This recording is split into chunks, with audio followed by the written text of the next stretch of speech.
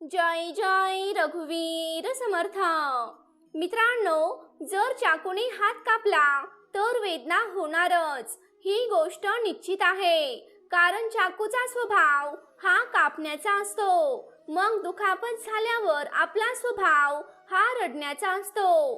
आता तुम्हाला ते कसं समजायचं हे महत्त्वाचं नाही, परंतु हे नियम आहेत आणि त्या नियमानुसार हे जग चालत आहे। तुम्ही जे कर्म कराल तसेच फळ मिळेल, अशी एक जुनी म्हण आहे। म्हणजेच चांगले कर्म केले तर चांगले फळ मिळेल आणि वाईट कर्म केले तर वाईट फळ मिळेल। आपण सर्वांनी हे ऐकलंच आहे, परंतु आपण या सर्व गोष्टींवर आतून फारच कमी विश्वास ठेवतो। कारण आपल्याला असे वाटते की आपल्याला चांगल्या कर्माचे चांगले फळ मिळत नाही, किंवा हा आपल्या मनाचा भ्रम आहे। कारण आपण सत्य पाहू शकत नाही, वास्तविकता पाहू शकत नाही। कारण मित्रांनो, हा कर्माचा नियम स्वतःच्या मार्गाने काम करतो। तुम्हाला काय वाटते, त्यावरून कर्माचे नियम बदलत नाहीत। आज मी तुम्हाला या व्हिडिओमध्ये जी कथा सांगणार आहे, या कथेमधून तुम्हाला कर्माचा सर्व हिशोब समजेल।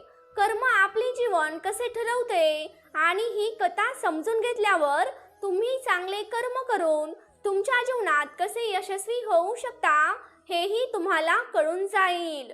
यासाठी मित्रांनो, हा व्हिडिओ शेवटपर्यंत नक्की बघा। तुम्ही जर आपल्या चॅनेलवरती नवीन असाल तर या चॅनेलला नक्की सबस्क्राईब करा।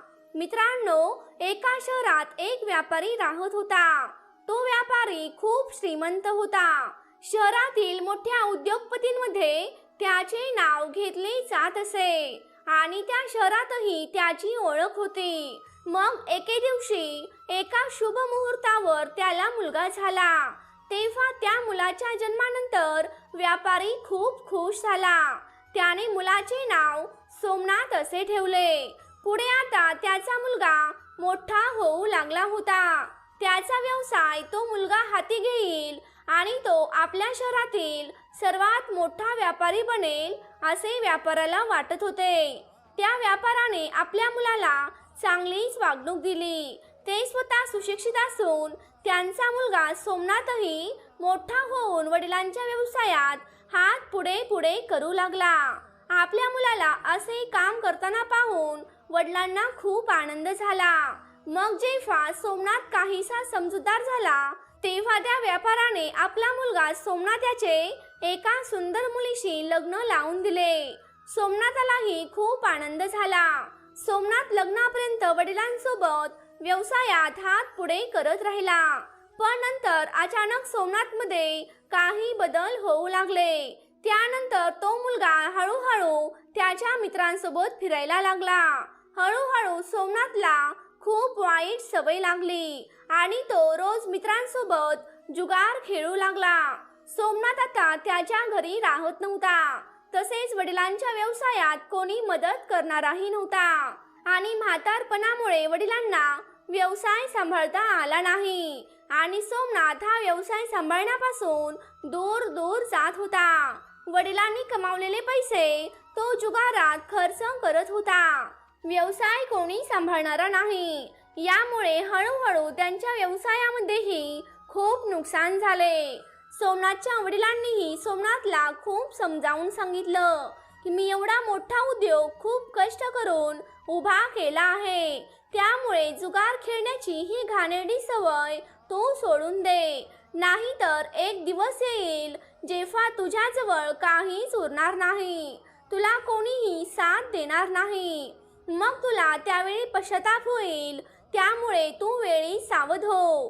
पण सोमनाथने वडिलांचे ऐकले नाही। त्यांचे बोलणे ऐकून तो त्यांना अनाठाई बनवत असे। असाच काळ काळाबरोबर हळूहळू जात राहिला। त्याचे वडील अजून म्हातारे झाले होते आणि त्यांना आजाराने ग्रासले होते। काही वेळाने त्या व्यावसायिकाचा मृत्यू झाला। वडिलांच्या मृत्यूनंतरही सोमनाथला अजिबात वाईट वाटले नाही। त्याच्या चेहऱ्याकडे बघून तो दुःखी नव्हता असेही वाटत होते। वडिलांच्या मृत्यूनंतर त्यांना स्वातंत्र्य मिळाल्यासारखे वाटत होते आता त्याचे कोणीही ऐकणार नव्हते. आता सोमनाथने पूर्वीपेक्षाही जास्त जुगार खेळायला सुरुवात केली होती. सोमनाथला जुगार खेळून खूप मोठा माणूस व्हायचा होता. पैसे जिंकून मोठा माणूस व्हायचा होता. त्यामुळे तो आता जुगारात मोठा सट्टा लावत असे. परंतु तो त्याच दिवशी जुगारामध्ये हरला गेला. सोमनाथच्या आईने त्या मुलाला सोमनाथला खूप समजावून सांगितले. तो खूप पैसे गमावले आहेत. आता जे काही थोडे पैसे उरले आहेत ते लुटण्यात का व्यस्त आहेस? पण म्हणतात ना, जेव्हा मनुष्याचा विनाश जवळ येतो तेव्हा विवेकाचा पहिला मृत्यू होतो. म्हणजेच त्या ठिकाणी आपली बुद्धी मरून जाते. सोमनाथ आपल्या आईचे एका कानाने ऐकत असे आणि दुसऱ्या कानाने ते बाहेर काढत असे. त्याला कशाचीही पर्वा नव्हती. सोमनाथ आता रात्रंदिवस जुगार खेळण्यात व्यस्त होता. सोमनाथकडे कुबेरांचा असा कोणताही खजिना नव्हता जो कधीही संपणार नव्हता. हळूहळू सोमनाथचा सारा खजिना संपुष्टात येऊ लागला.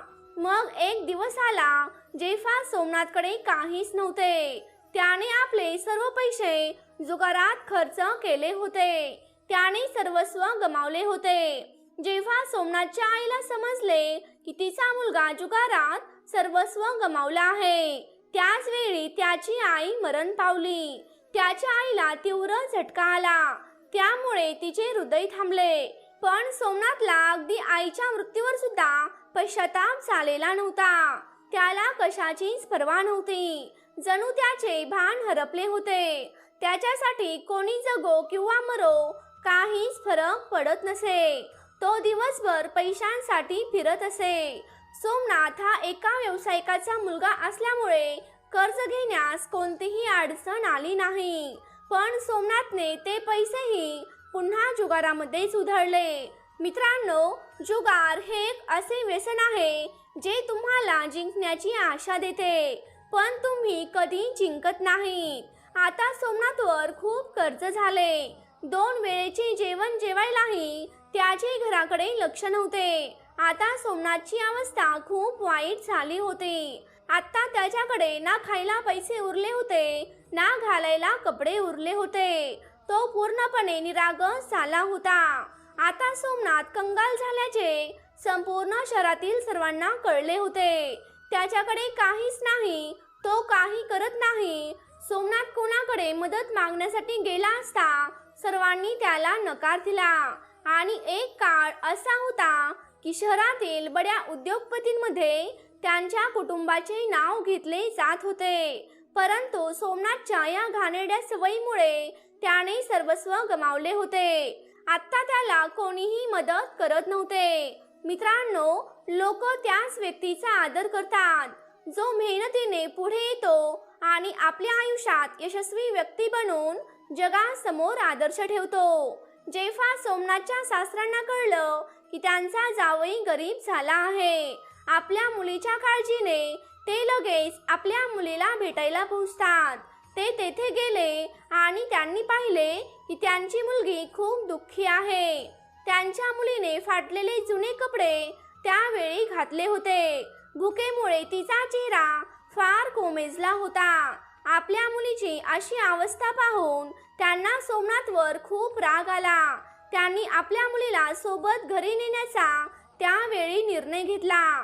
त्यांनी सोमनाथला काहीही सांगितले आणि ऐकवले नाही आणि ते आपल्या मुलीसह त्यांच्या घरी गेले. जेव्हा सोमनाथ त्यांच्या घरी पोहोचतो तेव्हा त्याला कळते की त्याच्या पत्नीला त्याच्या सासरच्या लोकांनी नेले आहे. हे पाहून सोमनाथला खूप वाईट वाटले. तो आता एकटाच होता. आता त्याच्याकडेही पैसे नव्हते. ना त्याला बायको होती, ना आई वडील होते. त्याला एकटे सोडून सगळे निघून गेले होते. आता सोमनाथला वडिलांनी समजावलेल्या सर्व गोष्टी एक एक आठवू लागल्या आणि त्याच्या अवस्थेला तो स्वतः जबाबदार होता. तो अचानक स्वतःशीच बोलू लागला. एक दिवस असा होता तेव्हा शहरातील मोठ्या उद्योगपतींमध्ये नाव मोजले जायचे आणि आज माझ्याकडे खायला अन्नही नाही. आता मी कठोर परिश्रम करेन आणि माझा स्वतःचा व्यवसाय पुन्हा तयार करेन असा विचार करून सोमनाथ आपल्या सासरच्या मंडळींना भेटायला जातो, जेणेकरून त्यांच्याकडून काही पैसे उसने घेऊन आपला व्यवसाय पुन्हा सुरू करावा. पहाटे तो सासरच्या मंडळींना भेटायला निघतो. सासरच्या घरी पोहोचल्यावर तो स्वतः त्याची अवस्था पाहून रडू लागतो.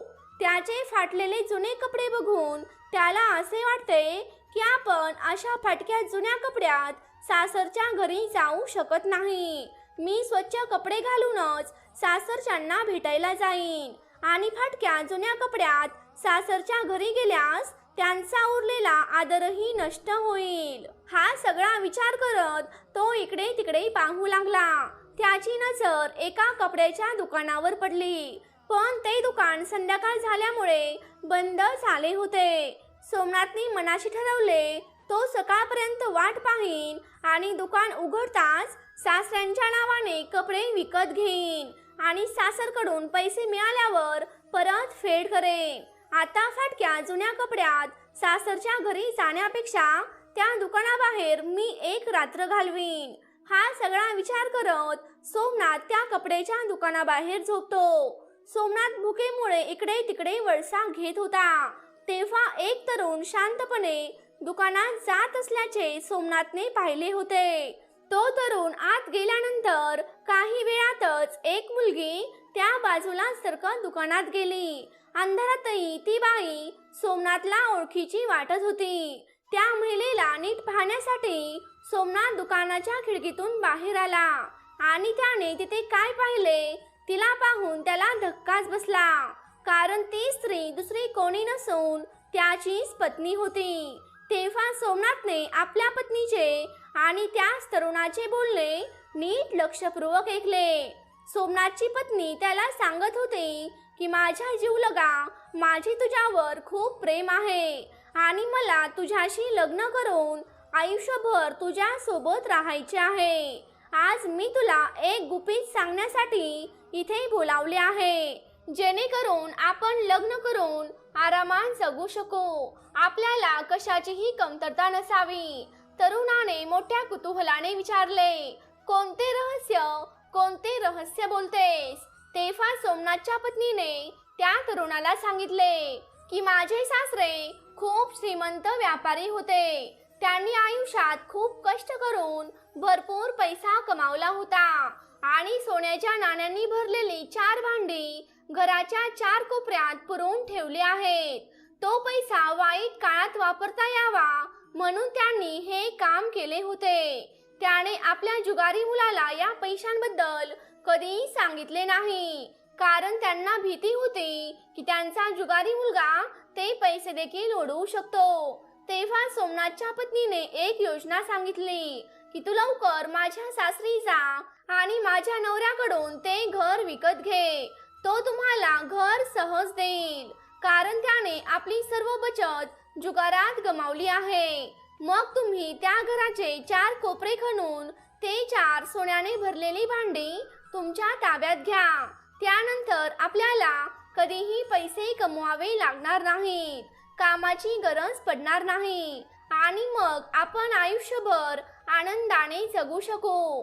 पत्नीच्या तोंडातून या सर्व गोष्टी ऐकून सोमनाथला खूप वाईट वाटले. तो विचार करू लागला की आज माझ्या वाईट सवयींमुळे माझी पत्नी माझी नसून ती दुसऱ्या पुरुषासोबत आहे, त्याला पाठिंबा देत आहे, त्याच्याशी लग्न करण्याचा विचारही केला आहे. पण मी हे कधीच होऊ देणार नाही. माझ्या वडिलांनी कमावलेली संपत्ती मी या माणसाच्या हातात कधीही जाऊ देणार नाही. मी वाईट संगतीत पडलो हे मला मान्य आहे. मला जुगाराचे व्यसन होते, पण आता मला सगळं काही कळालं आहे. आता मी माझ्या वडिलांची संपत्ती अशी लुटू देणार नाही. हा सर्व विचार करून सोमनाथ ताबडतोब आपल्या शहराकडे निघतो. तो सकाळी त्याच्या घरी जातो. घरी पोहोचल्यावर तो वेळ वाया न घालवता त्याच्या घराचे 4ही कोपरे खोदण्यास सुरुवात करतो. खोदल्यानंतर थोड्याच वेळात त्याला 4ही बाजूला ती भांडी मिळतात. मग तो त्या 4 भांड्यांमधील सोन्याची नाणी काढून ती भांडी कोळशाने भरून परत त्याच ठिकाणी ठेवतो. यानंतर सोमनाथ आपल्या पत्नीच्या प्रियकराची वाट पाहू लागतो. काही दिवसांनी त्याच्या पत्नीचा प्रियकर त्याच्या घरी येतो आणि त्याला म्हणतो की हे घर विक्रीसाठी उपलब्ध असल्याचे मी ऐकले आहे. तुम्ही मला हे घर विकू शकता, कारण या शहरात माझा व्यवसाय सुरू करायचा आहे. मला घर हवे आहे आणि तुला पैसे हवे आहेत. आपल्या दोन्ही गरजा या ठिकाणी पूर्ण होतील.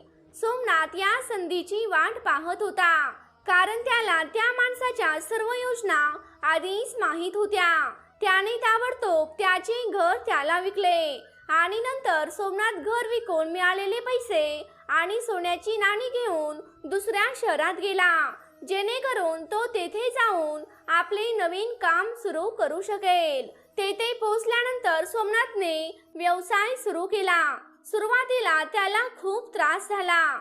त्याने कठोर परिश्रम केले आणि वाईट सवयी त्याच्यापासून दूर ठेवल्या. व्यवसायात कधी कधी काही चढ उतार येतात, पण त्यातही त्यांनी सर्व काही हाताळले. त्याने काही दिवसातच भरपूर पैसे कमावले. तेव्हा त्या शहरात राहणाऱ्या एका सेठची नजर सोमनाथवर पडते. सोमनाथला पाहून सेठला वाटलं की हा तरुण खूप मेहनती आहे. यामध्ये त्यांनी एवढ्या कमी कालावधीत आपला व्यवसाय इतक्या उंचीवर नेला आहे. मी माझ्या मुलीचे लग्न या तरुणाशी लावतो. मला माझ्या मुलीसाठी यापेक्षा चांगला वर सापडणार नाही. मग तो सेठ सोमनाथकडे जातो आणि त्याच्या समोर लग्नाचा प्रस्ताव मांडतो. सोमनाथही ते स्वीकारतो. सेठने आपल्या मुलीचे लग्न सोमनाथ बरोबर लावले. येथे तर आता सोमनाथची चांगली परिस्थिती झाली. त्याने पैसा कमावला, सन्मान मिळवला होता, लग्न झाले, त्याला सर्व काही मिळाले. तो आता जगाचा आनंद लुटण्यासाठी तयार होता. त्याला कशाचीही कमतरता नव्हती. दुसरीकडे सोमनाथची जुनी पत्नी प्रियकर घरी आल्यावर खूप आनंदी झाली. पण घराचे 4 कोपरे खोदत असताना सोन्याच्या नाण्यांनी भरलेली 4 भांडी त्यांना दिसली. परंतु ती कोळशाने भरलेली भांडी पाहून तो ढसाढसा रडू लागला. त्या तरुणाला सोमनाथच्या बायकोचा खूप राग आला. त्यामुळे त्याने तिला एकटे सोडले. त्याला वाटले तिच्या सोबत मी नसतो तर आज मी माझे पैसे गमावले नसते. माझ्या आयुष्यासाठी जमवलेले भांडवल होते. यानंतर तरुणाने आपल्या प्रेयसीला म्हणजेच सोमनाथच्या पत्नीलाही धडा शिकवायचा असे त्याने ठरवले. म्हणून तो गावात गेला आणि त्याने तिला भेटायला बोलावले. ती आल्यावर तिला तो म्हणतो, तुझ्या नादी लागून मी माझे इतके वर्ष जमा केलेले पैसे सोमनाथला दिले आहेत. ते घर घेतले, पण मला काय मिळालं तर कोळसा मिळाला. आता माझ्याजवळ काहीच उरले नाही. मला आता यापुढे पुन्हा तुझा चेहरा पण बघायचा नाही. तू इथून निघून जा. सोमनाथ त्याच्या चुकीतून पूर्णपणे शिकला होता. मित्रांनो, जर तुम्ही वाईट कर्म केले तर तुम्हाला वाईट फळ मिळेल. या गोष्टीतील धडा पाहिला तर सोमनाथला सुरुवातीला जुगाराचे व्यसन होते. त्याला जोडले जाण्याची सवय होती. म्हणूनच त्याच्याकडे काहीही राहिले नाही. तो रस्त्यावर आला होता. त्याची पत्नीही त्याला सोडून गेली होती. हे त्याच्या कर्माचे फळ होते. जर त्याने त्याचा व्यवसाय चांगला केला असता तर कदाचित त्याला ते दिवस पाहावे लागलेच नसते. मात्र सोमनाथला आपली चूक कळली आणि त्याने आयुष्य बदलून टाकले. यावरून असे दिसून येते की आपण आयुष्यात कितीही वाईट कृत्य केली असली तरी आपण नेहमी नव्याने सुरुवात करू शकतो. मित्रांनो, सत्कर्म करायला वेळ नाही किंवा सरळ म्हणा की प्रत्येक वेळ आपल्यासाठी अनुकूल असते. आणि दुसरीकडे आपण हे देखील शिकतो की आपण आपल्या प्रियजनांना जर वाईट वेळी सोडले तर त्यांची फसवणूक करणाऱ्याचीही खूप वाईट परिणाम होतात. सोमनाथच्या पत्नीने त्याची फसवणूक केली, पण या फसवणुकीमुळेच तिने सर्वस्व गमावले. अगदी मान गमवावी लागली. जर सोमनाथची बायको फक्त त्याच्या वाईट व्यसनामुळे त्याच्यापासून दूर गेली असेल तर तिथेही तिने काही चुकीचं केलं नाही, कारण ती स्वतः सोमनाथमुळे होती. परंतु तिच्या प्रियकरासह तिने पळून जाण्याचा कट रचला होता. पण हा मात्र तिचा चुकीचा निर्णय होता. मित्रांनो, ही गोष्ट तुम्हाला आवडली का? ही गोष्ट तुम्हाला आवडली असेल तर कमेंट बॉक्समध्ये कमेंट करून नक्की सांगा. तुम्ही जर आपल्या चॅनेलवरती नवीन असाल तर या चॅनेलला नक्की सबस्क्राईब करा. तसंच ती घंटी देखील वाजवायला विसरू नका, जेणेकरून आपल्या नवनवीन व्हिडिओंचं नोटिफिकेशन तुमच्यापर्यंत लवकरात लवकर पोहोचेल. जय जय रघुवीर समर्थ.